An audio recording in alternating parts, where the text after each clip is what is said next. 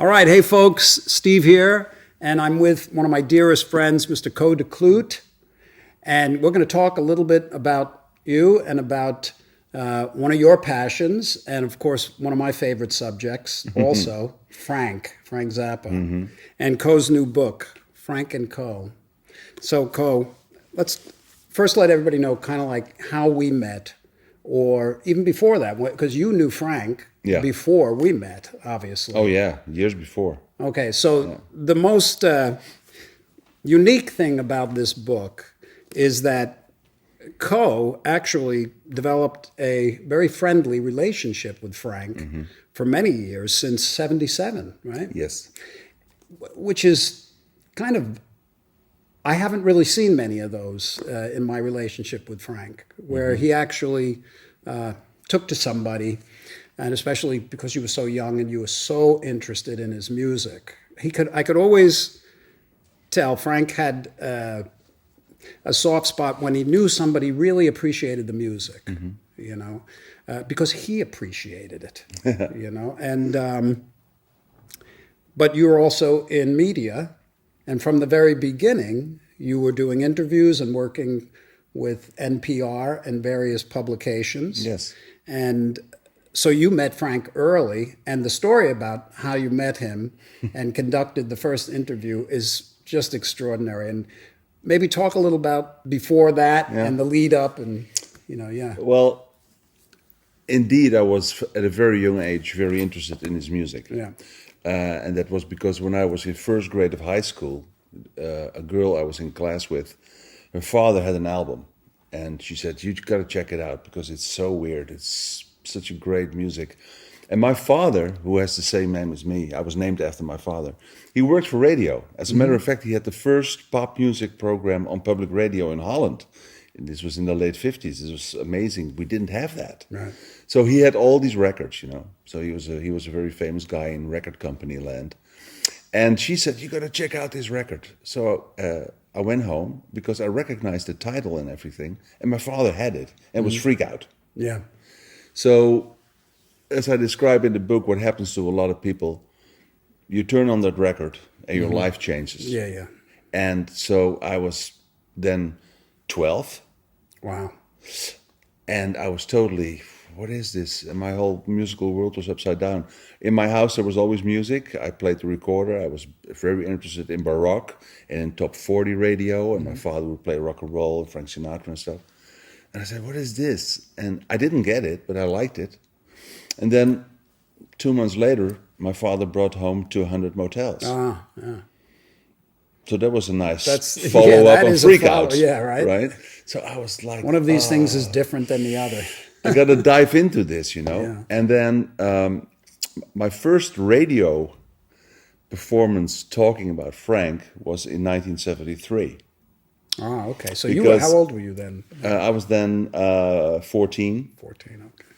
And I went into the radio studio in this building. We're now at the Metropole facility, but that used to be Farah Radio. So in this building, in 1973, I talked about my passion for Zappa. And I still remember what song I played. I played Mr. Green Jeans from Uncle Meat. And then I was given, and of course, these were all people that I knew through my father. So I was close to the fire, as they say in Dutch. And then I got 2 tickets for the show as a reward. And that was the 1973 band. Nectar was the opening Nectar, act. yeah. I used to play their music in high school in the band I was with. Nectar, They were opening act. And so I went to the concert. My first ticket is also in the book. I kept that, of course. And then, I had a lot of his records then. And I saw the band with George Duke and Jean-Luc Ponty, the Underwoods, Ralph Humphrey, Tom Fowler. I couldn't believe it. So I became a really, really big fan. Yeah. So I started collecting everything. But then I went to higher grades in high school, and my English somewhat improved. So then I grew a wish to meet Frank and just say hi. And then my father arranged through the record company that I could be present at an interview in a hotel in Amsterdam. Right. And this was 1977. And this is in the book now. Yeah. Yeah.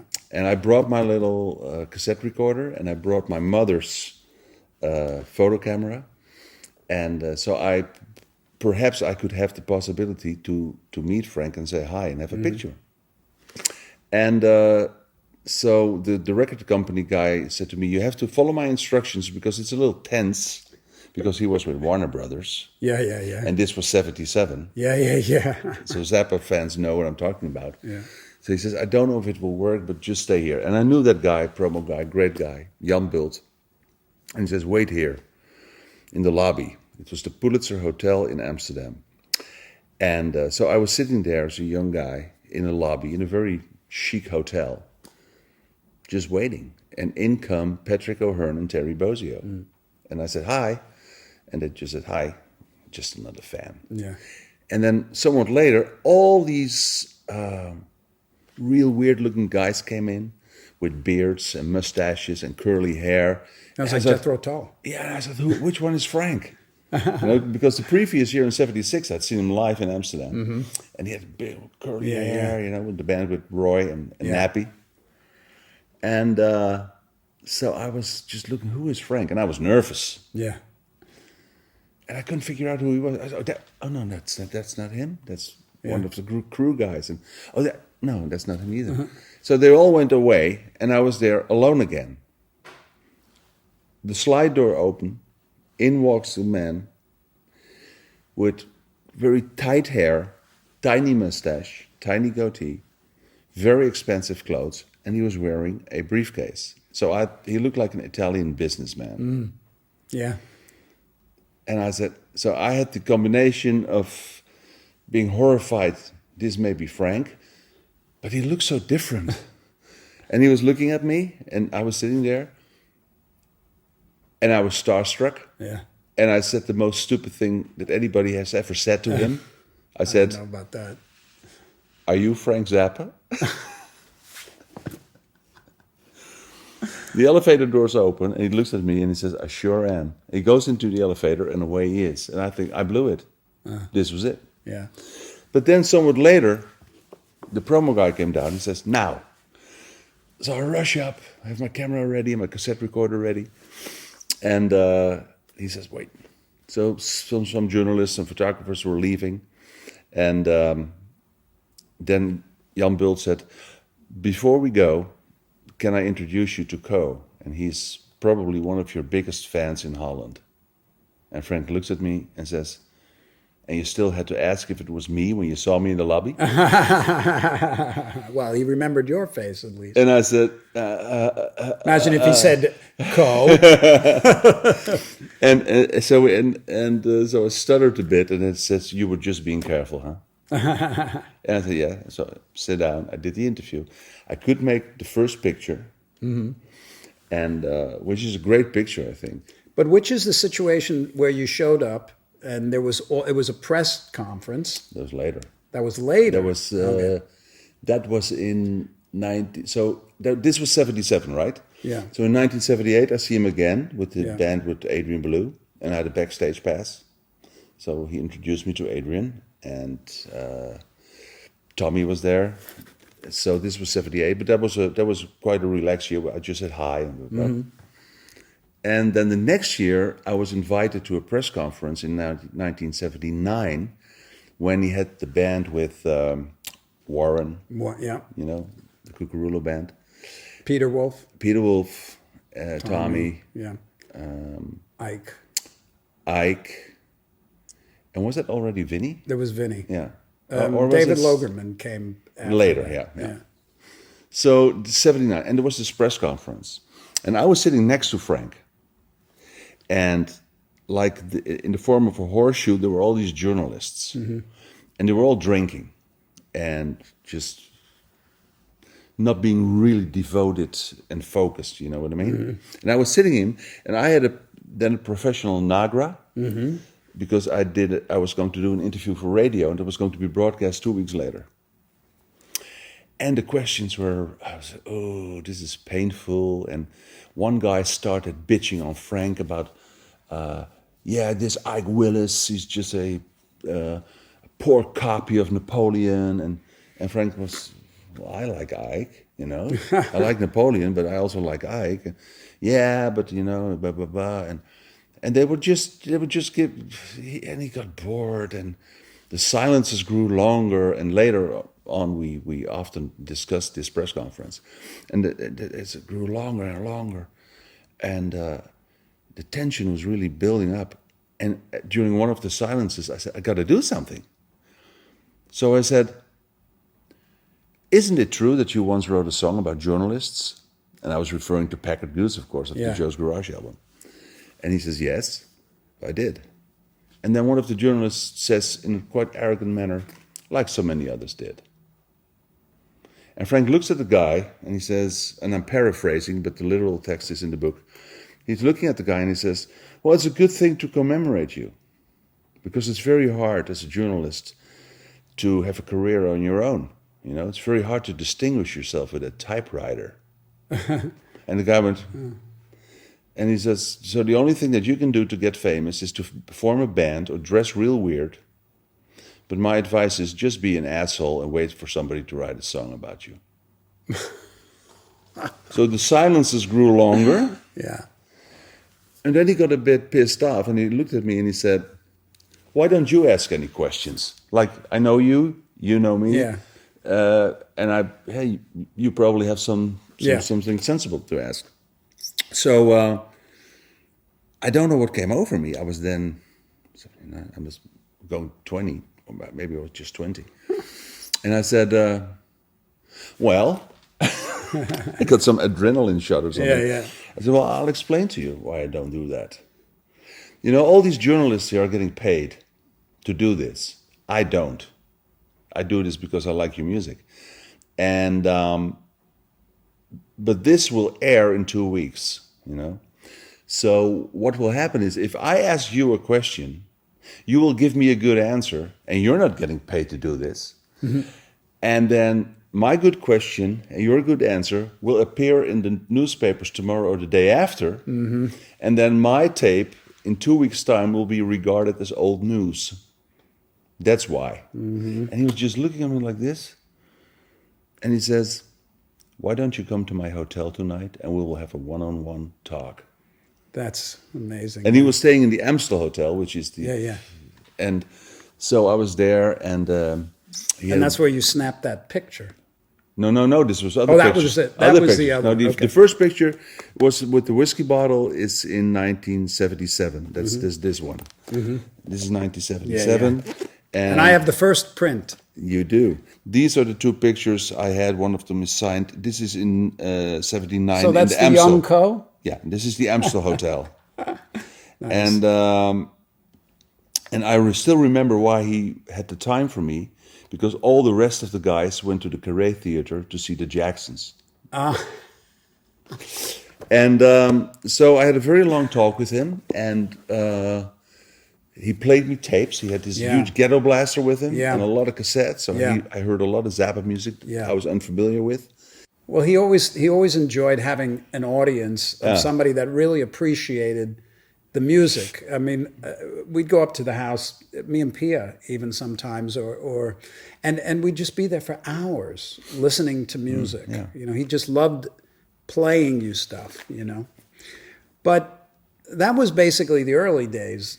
For many years after that, you've had a lot of communications with Frank on many things, even besides interviews. Oh yeah. Yeah, many things. But the book is comprised of, like, how many interviews do you think you did with Frank? Boo. Well, I did not that enormous amount of interviews, but very long ones. Of course, when he turned 50, I was in the studio for 3 days to talk to him for that infamous supplement special, which also made the supplement tape. Yeah. But what happened in our relationship is that night at the Amstel Hotel in 79, something happened. He tore a piece of paper from the stationery from the hotel, and he wrote down his address. That's right. And he said to me, I remember, here's my address. At this address, there's always a cup of coffee for you. Yeah. And the publisher, Jawbone, they put that little piece of paper here. This is the original. Yeah. And So that was amazing. That's amazing. And so he said, there will always be a cup of coffee for you at that address. Then in 1980, the year after that, Farah Radio, who were in this building, got permission to record the show in Rotterdam. This was the band with David Logeman. And I don't know if it was a joke, but I never questioned his demand. But he said to Farah Radio, since I'll be touring, I want my friend Co to supervise the mix. Yeah. I was 21. Yeah. So, but the engineer who lives in the town where I live, in Kortehoof, still, he was happy I was there because, I knew the music by heart. So I could cue him. Yeah. So the mix went real fast. Yeah. It's heavily bootlegged. It's all over the place, called Ahoy or Rotterdam 80 or... So it's because it was a very good radio broadcast. Yeah, that was the one where all he had was a cassette, but one of the masters was stolen from him, right? Is that the story in the book that you're referring to? No. This was the official Farah Radio recording, and I later sent all the multi tracks to That's right. to That the was CFD. Yeah. So I was like, wait a minute, I'm 21, just turned 21. Yeah. 3 years ago, I meet Frank. Now he wants me to supervise a mix. So I was in the studio for 3 days, like we are now, mixing the 80 show. Wow. And I did the best I could. He had some tricks that we couldn't make it perfect. Like he would link on one track Tommy with a piece of percussion. So we couldn't get a perfect mix, but he did it on purpose. But we did the best we could. And it has, for Zappa fans, a famous solo on Easy Meat. One of the best he ever played. And Ike was great. So it was for me, it was like, I would call up friends and says, well, should you have any plans to invite me for a party Tuesday? I cannot make it because I have to go and mix Frank Zappa. Right. So it was a pain in the ass for a lot of people. And this was 80. And then 81, he was not in Holland for concerts. And then came... The drums.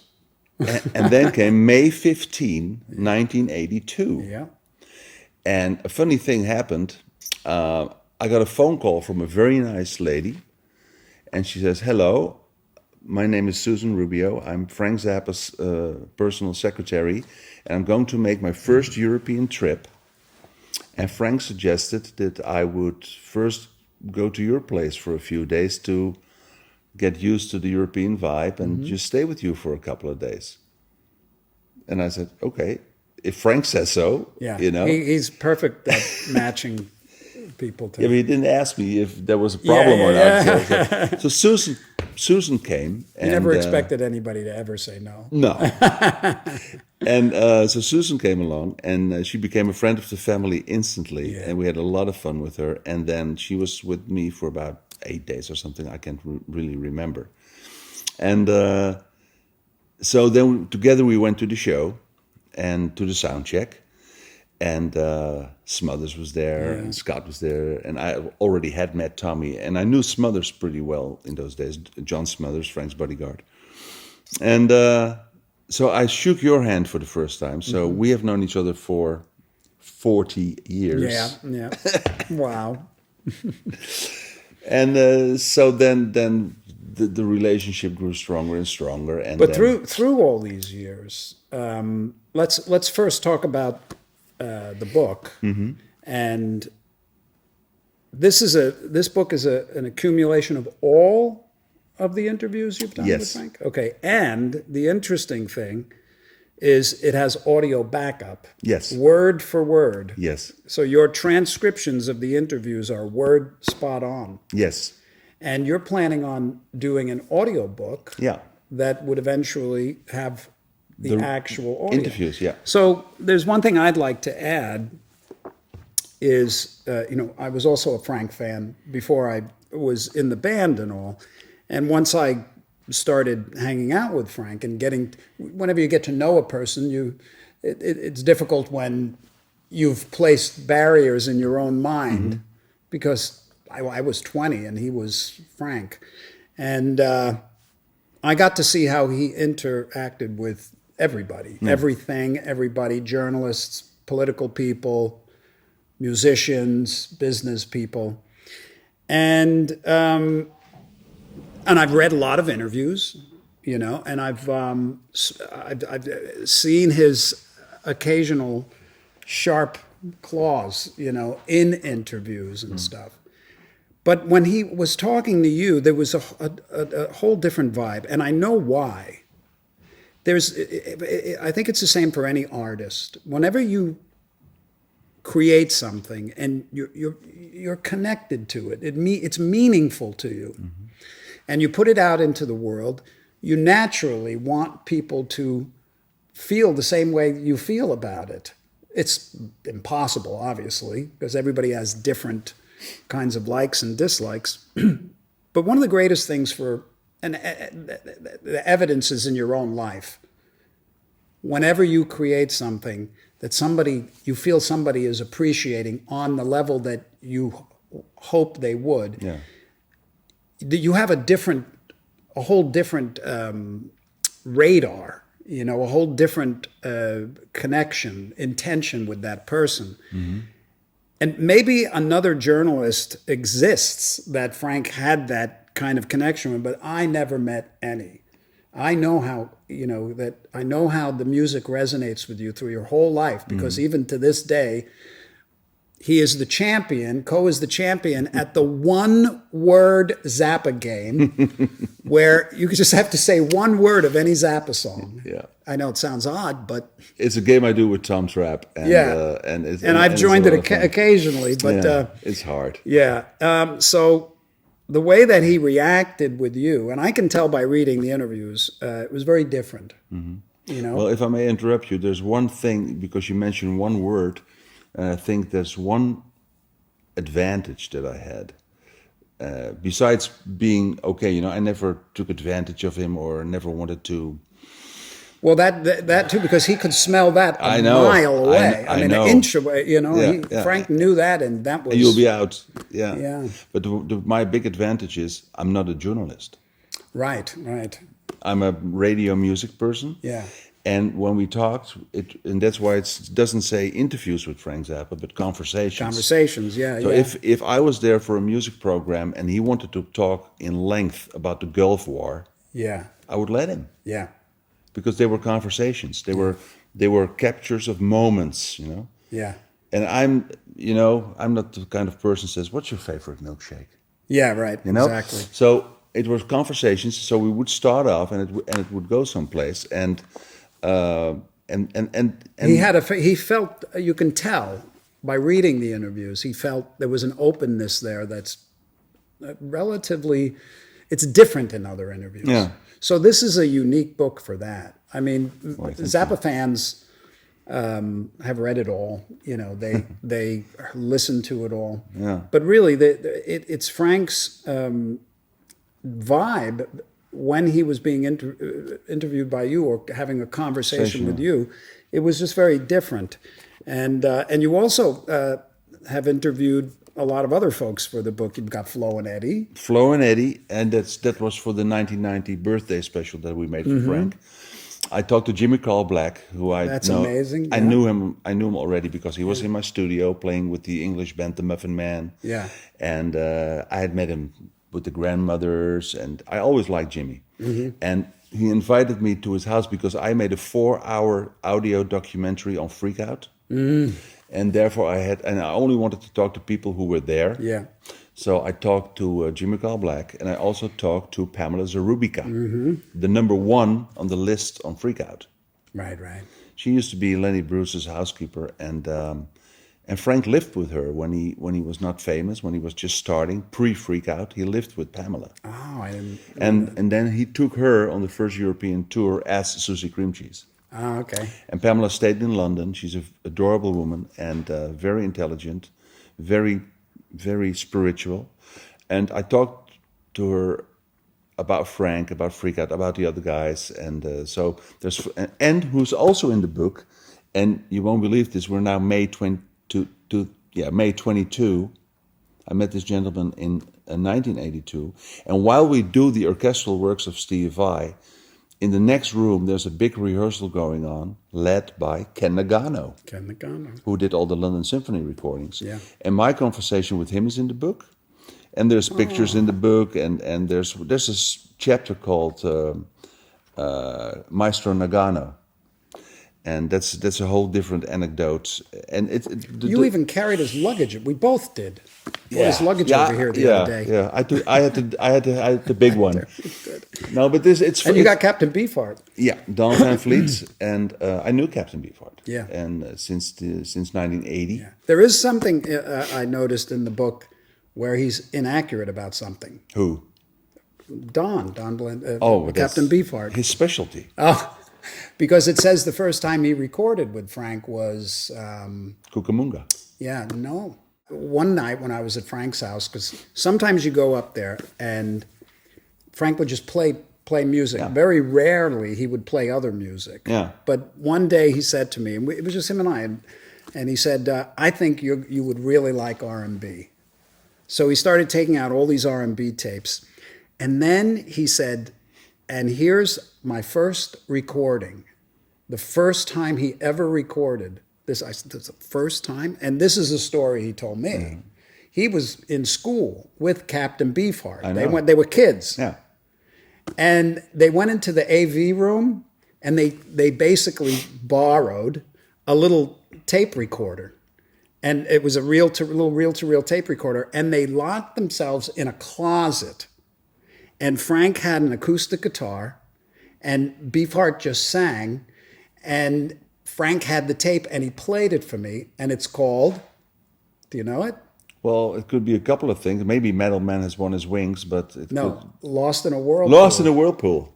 And Frank said, this is my first recording. I think you released it. Yeah, it's on something. Yeah, I think it's on the Lost Episodes. Yeah, Lost Episodes. Yeah. But that was the first recording he did with Beefheart because it was his first recording. Lost in a Whirlpool. But you know something about the inaccuracies of Beefheart, who I love? I know. He was a great guy. You know, I was a teenage malt shop and stuff like that. Yeah. The little teenage opera. Captain Beefheart. I saw that in there too, where he made a quote. And Frank, he says, "That's not me." That's not me. And Frank said, "No, it's him." Yes, it is him. Yeah. But that is a whole different book, the relationship between him and Don. But there's a lot of coincidences happening in the book. Like when I went to say goodbye to Frank in '93, I was on the plane and I was sitting next to Pamela Zarubica's uncle. Who she hadn't seen since the 60s, and he had lost track of her. Oh, wow. And his name was Mladen Zarubica.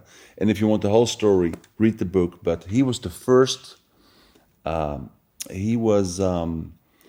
the war, he had an operation where they had a special Coca-Cola factory where they made Coca-Cola without a color. It looked like water, and it was for friends they had in the Russian intelligence. And it was a code operation called White Coke for Red Russians. and he was the operator of that. And he was telling me all these stories. I was upgraded by a friend of mine to business class. So I was sitting to this gentleman, and he kept telling these stories. He was there to knight the president of Bosnia because he was part of a knighthood. I said, what is this guy? And he gave me all these documents that I still have. Yeah.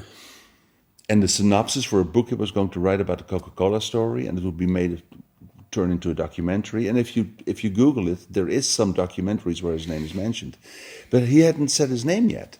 So I said, sorry, I was in my beginning 30s, and he was obviously going 70. I said, sorry not for introducing myself. My name is Co de Kloet. And he said, pleased to meet you. You may call me Mladen. And I said, okay, Mladen. Yeah, my name is Mladen Zarubica. I said, Zarubica? That's not a name often heard in Holland. And accidentally, I know a lady named Zarubica, Pamela Zarubica. And his eyes went like this. He says, you know Pam? I said, yes. He says, she's my little niece, and I lost track of her since 1969. I don't know where she is. Are you in contact with her? I said, yes. Can you give me her number? I said, well, I'm not the kind of person just to give out numbers, but as soon as I'm in Los Angeles, I can drop her a line or call her and ask her. I will give her number to you. So if you have a business card, you'll give his number. Yeah. Yeah. So I got his business card, and Mladen's Rubka, and we had a drink, and it was very, very nice. And later they did reconnect. I found out from Pam.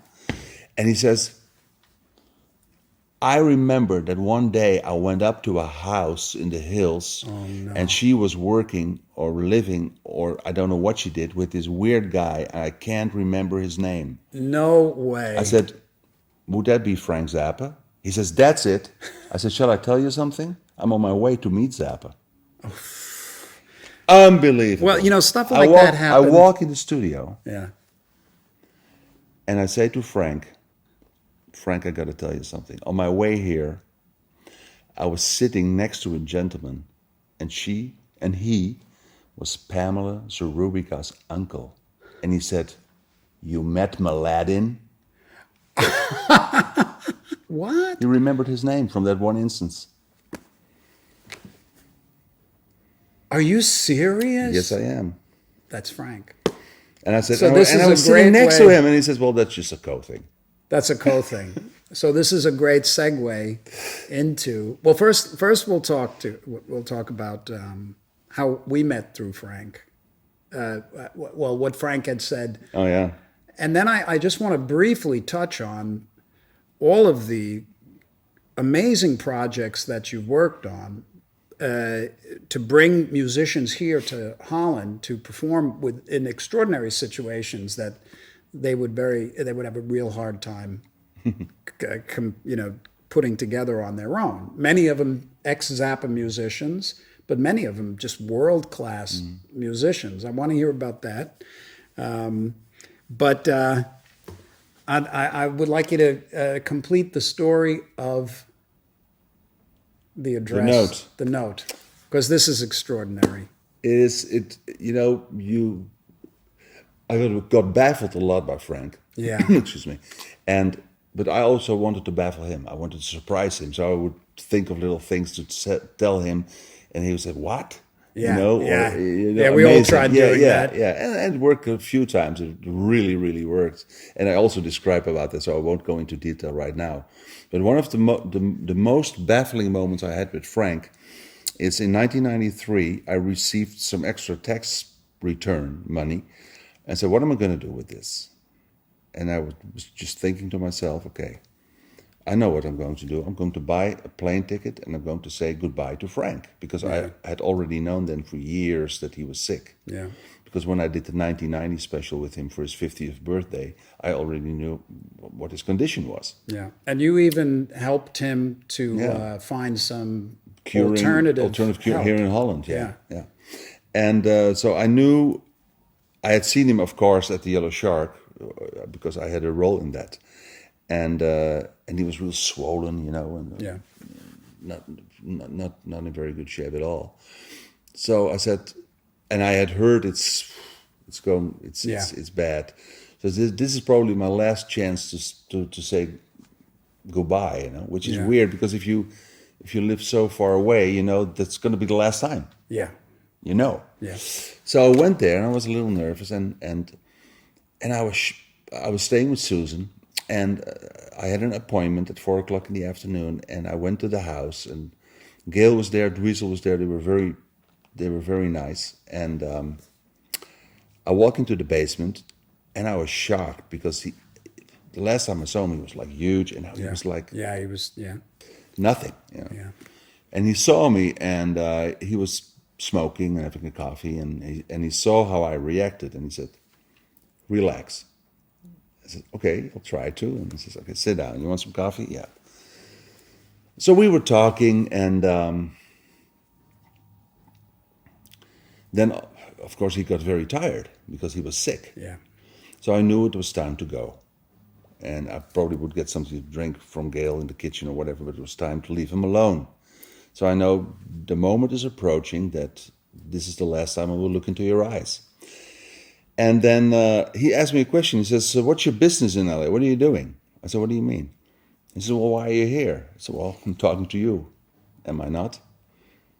And then he got irritated. He says, yes, I know you're here, but what are you doing in LA this week?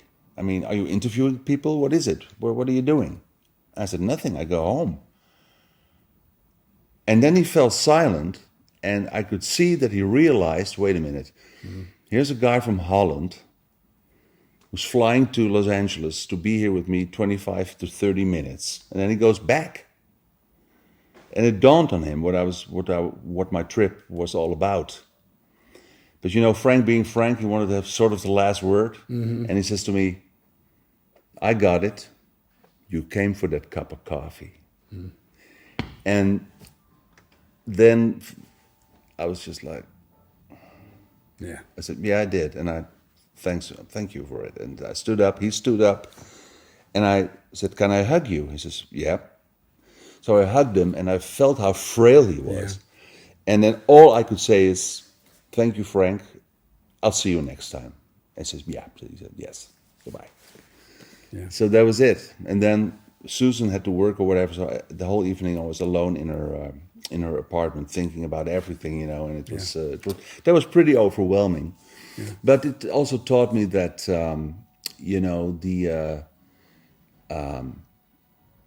it felt right that I had done that, and we had a little gimmick because of the time difference.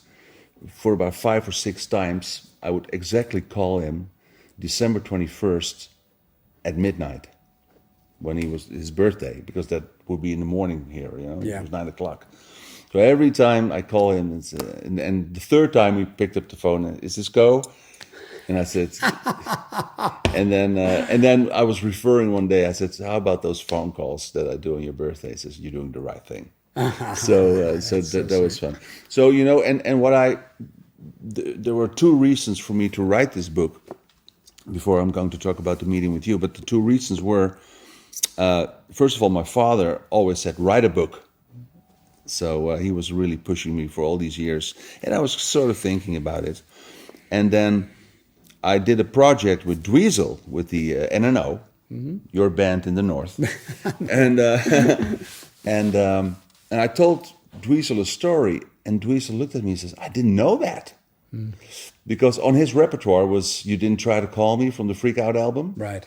And on the liner notes it says, this song is about something Pamela Zarubica experienced or something. Yeah. Something that happened to Pamela Zarubica. Yeah.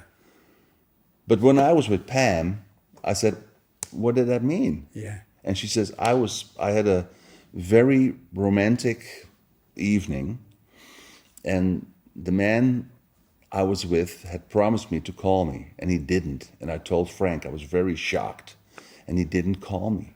So Frank wrote the song for me. And she says, oh, by the way, it was Phil Spector. And Dweezil says, what? He says, you got to write that book, man. I said, okay, I will.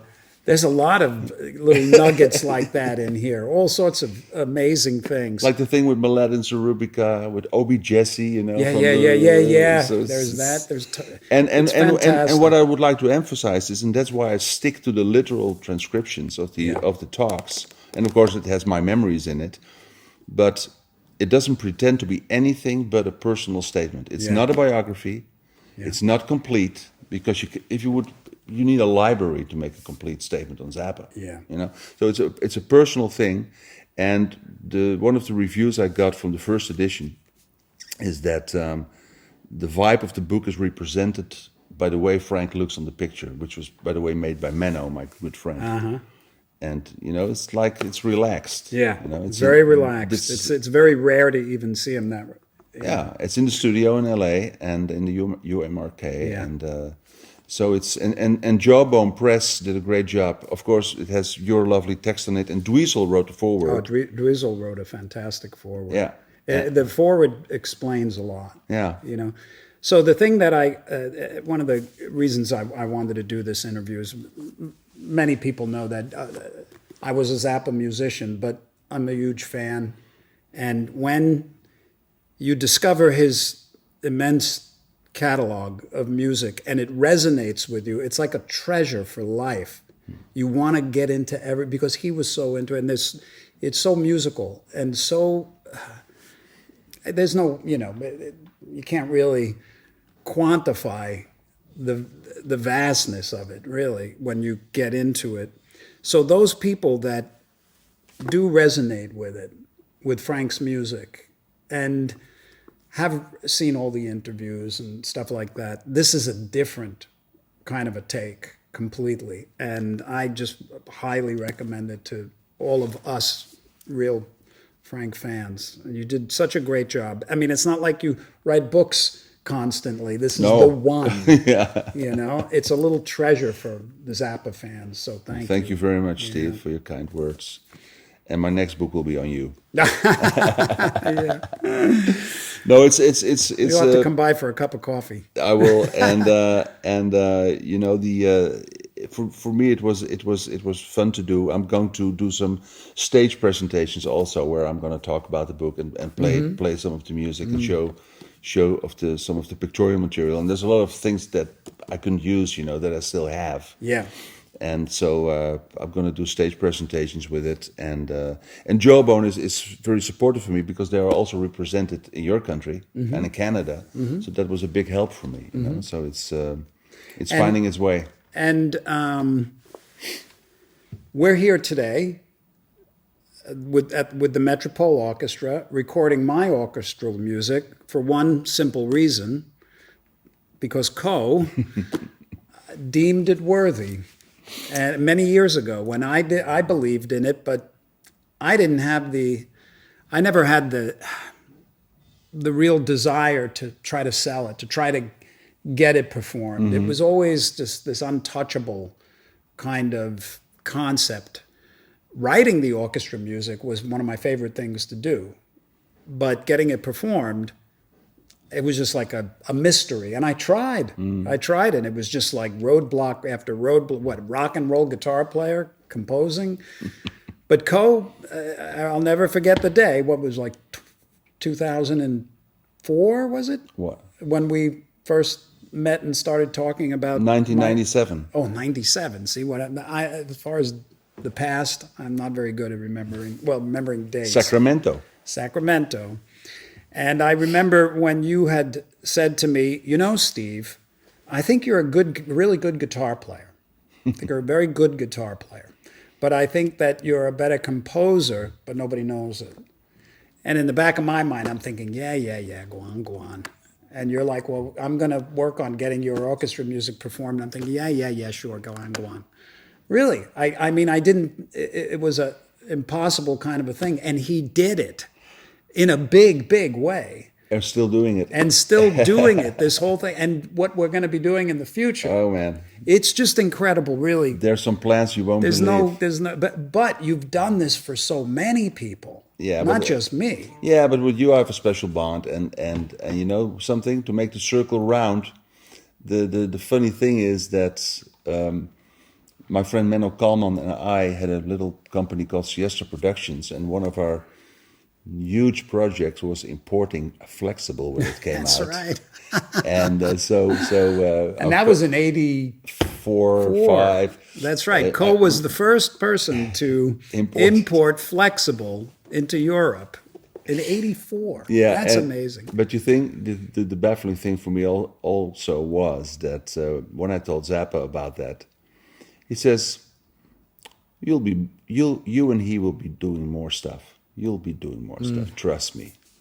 So to make the circle round, he predicted that I would be working with you. Yeah. And here we are. Yeah, it's quite amazing. But you've also done these kinds of great projects with the Metropole, with like Mike Keneally, Terry Bozzio, Nappy, Napoleon Murphy Brock, Bruce Fowler, and Brian Eno, Todd Rundgren. Yeah, you've done several Todd Rundgren projects. Yeah, also with the NNO. With the NNO, His musical, Up Against It. Laurie Anderson. And there was a journalist once who said when the Metropole was in danger of being disbanded, there was an article in a newspaper that said they don't have to worry, because as long as there's people who played with Zappa, Co will come up with projects. So the only thing I feel sorry about is I never made it to have Flo and Eddie with the band, but you know, you can't win them all. But you've been doing incredible work for so many artists, and also the community, the musical community of people that love music, and it's fun to do. Yeah, it is. And thank you for this book and for all of our great work together. Thank you for your time, Yeah, Steve. man. I love you. Love you too, brother. All right. Thank you.